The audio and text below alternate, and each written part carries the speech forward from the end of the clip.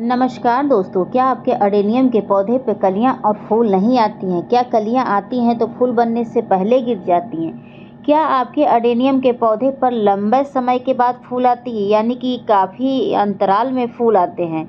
या एक बार फूल आ जाते हैं तो दोबारा फूल नहीं आते हैं? या आप उस पौधे से दोबारा और कम समय में फूल लेना चाहते हैं? तो इस हालत में आज आपको मैं नमक का प्रयोग करना बताऊंगी, जिसका प्रयोग करते हैं तो आपके पौधे पर 100% फूल आएंगे और कम समय में आएंगे।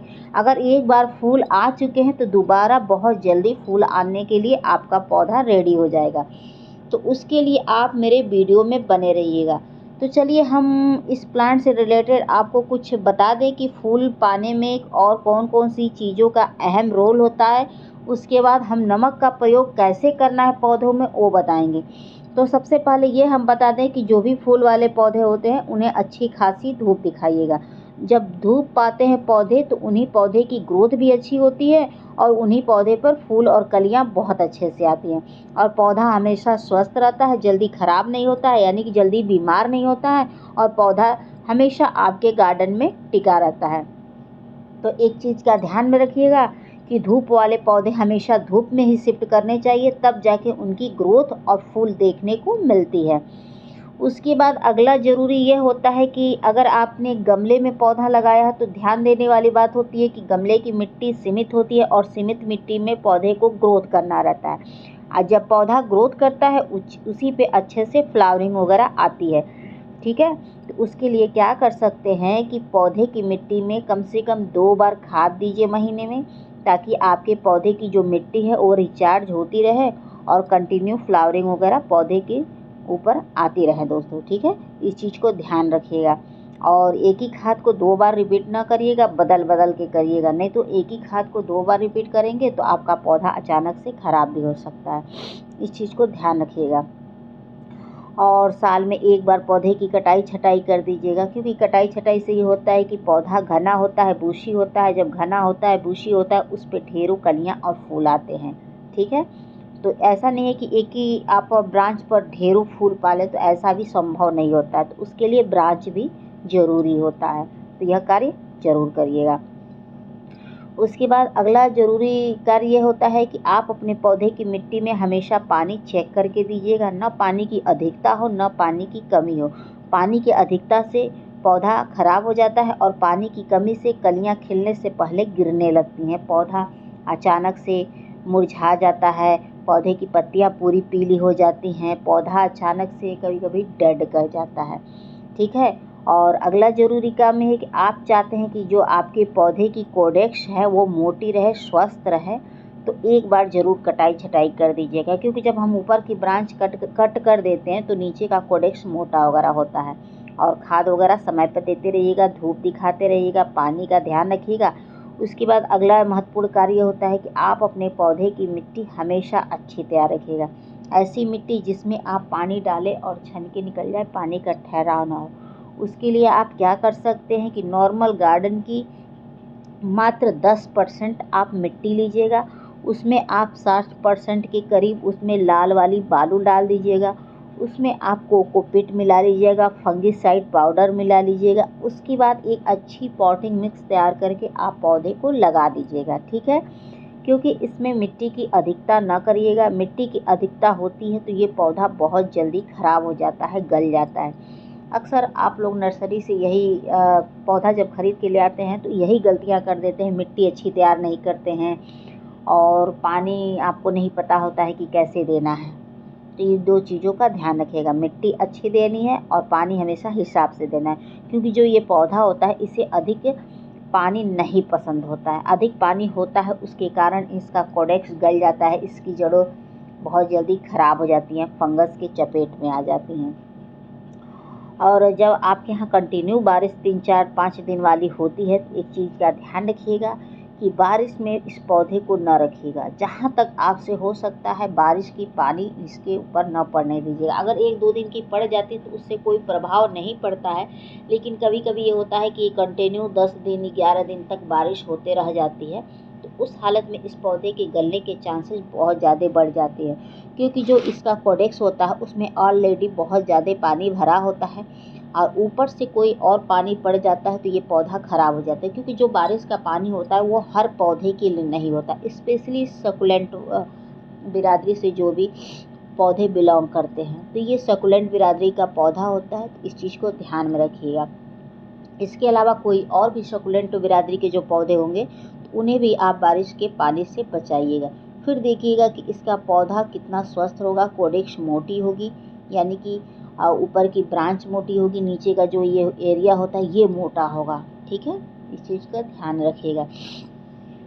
तो दोस्तों आप लोग देख ही सकते हैं कि ये मेरा पौधा कितना स्वस्थ है और इसको मैंने कटाई छटाई करके कितना घना बना दिया।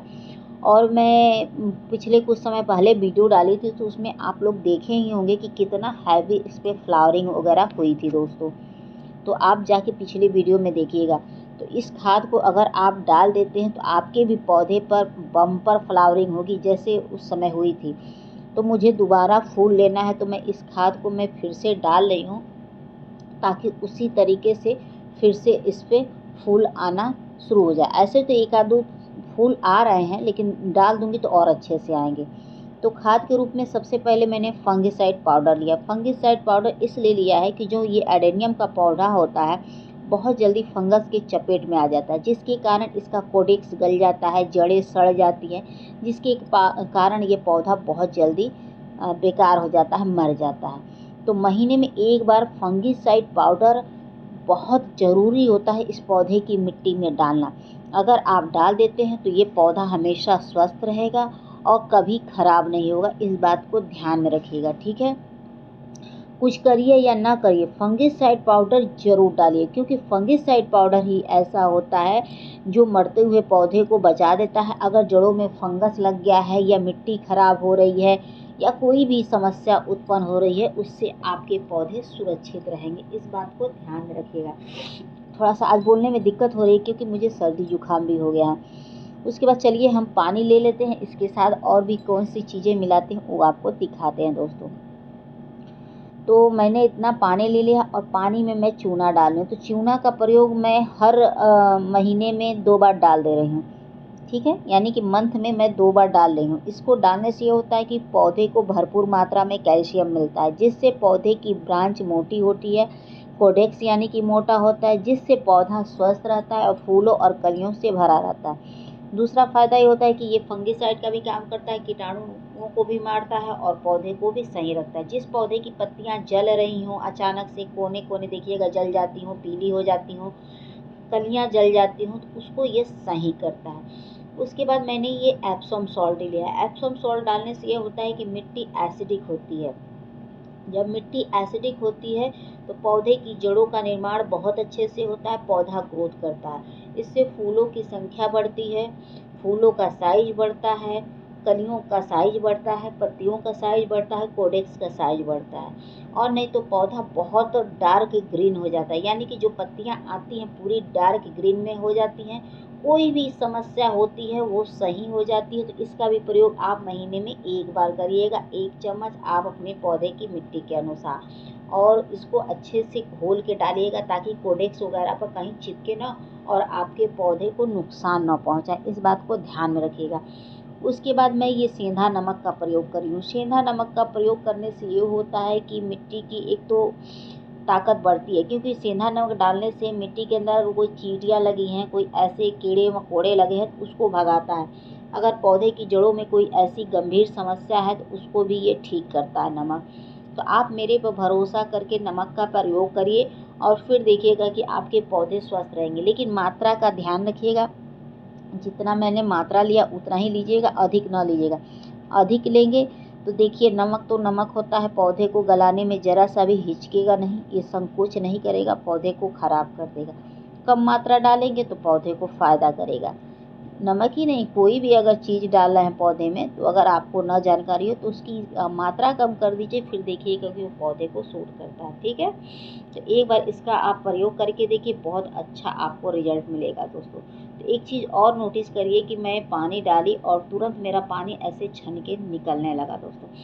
आप चाहें तो नमक के घोल का छिड़काव भी कर सकते हैं। अगर पौधे के ऊपर चींटियाँ वगैरह बहुत ज़्यादा लग गई हैं तो नमक के घोल का छिड़काव ज़रूर कर दीजिएगा। और जो ये अडेनियम का पौधा होता है, इसके ऊपर फंगिसाइड का भी छिड़काव करते रहना चाहिए ताकि पौधे के ऊपर से भी कोई फंगस ना लगे और मिट्टी में जो डाल दिए हैं उससे मिट्टी भी स्वस्थ रहे, जड़ें भी स्वस्थ रहें और पौधा भी स्वस्थ रहे। इन सब चीज़ों को ध्यान में रखिएगा, फिर देखिएगा कि आपका पौधा कितना हेल्दी रहेगा, हमेशा फूलों और कलियों से भरा रहेगा दोस्तों। तो इन सब छोटी छोटी चीज़ों को ध्यान में रखना चाहिए। देखिए, बहुत लोग कहते हैं कि इतना लंबा वीडियो हो गया, तो देखिए दोस्तों, सिर्फ आप खाद दे देंगे पौधे में, उससे उनकी ग्रोथ नहीं होती। ग्रोथ में तो और भी कुछ चीज़ें होती है ना, उस चीज़ों को भी अगर ध्यान में रखते हुए अगर हम खाद देते हैं तब जाके खाद सूट करता है। ऐसा नहीं कि हम नर्सरी से पौधा खरीद के ले आएँ और उसको लगा दिए, उसके बाद खाद छोड़ते रहें और उसको ना धूप दिखाएं, ना पानी सही से दें और सोचें कि मेरा पौधा ग्रोथ कर जाएगा, तो ऐसा नहीं होता है। तो प्लीज़ आप लोग नेगेटिव कमेंट ना किया करिए, क्योंकि अगर कोई चीज़ आप लोग जानना चाहते हैं तो फुल डिटेल जानिए, आधी अधूरी जानकारी हमेशा घातक होती है। तो दोस्तों, आप लोग चाहे तो इस खाद का प्रयोग हर तरह के फूल, फल, सब्जी वाले पौधे में कर सकते हैं और जाके मेरे किसी वीडियो में देख सकते हैं कि मैं इन सब खादों का प्रयोग आए दिन करती हूँ, जिसका मुझे बहुत अच्छा रिजल्ट मिलता है और भीषण गर्मियों में मेरे सारे पौधे बहुत अच्छे से फ्लावरिंग करते हैं दोस्तों। तो आप लोगों को मेरी वीडियो पसंद आएगी तो please like, subscribe, comment and share जरूर करिएगा। आशा करती हूँ कि आप लोगों को मेरी वीडियो पसंद आई होगी। पसंद आई होगी तो प्लीज़ बेल आइकन का बटन दबा दीजिएगा ताकि मैं कोई नेक्स्ट वीडियो लाए तो आप तक आसानी से पहुंच जाए। हो सकता है वह वीडियो मेरी आपके लिए हेल्पफुल साबित हो। तो फिर मिलते हैं नेक्स्ट वीडियो में नेक्स्ट टॉपिक के साथ। Thank you for watching, take care और शुभ रात्रि। और फिर एक चीज़ और बताइए कि आप लोगों को मेरी वीडियो में क्या अच्छा लगा, क्या बुरा लगा, इस चीज़ पे एक कमेंट जरूर कर दीजिएगा। फिर मिलते हैं, बाय, शुभ रात्रि, गुड नाइट।